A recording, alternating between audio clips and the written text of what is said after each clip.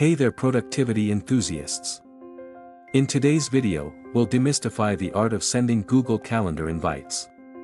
Whether you're organizing a team meeting, planning a coffee catch-up, or coordinating a virtual event, this tutorial has you covered. Let's dive in. 1. Access Google Calendar. Open your web browser and head to Google Calendar, sign in with your Google account, or create one if needed. 2.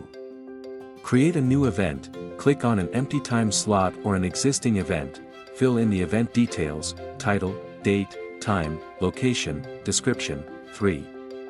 Invite guests. Under the guests section, start typing the name or email address of the person you want to invite. Google Calendar will suggest contacts from your list.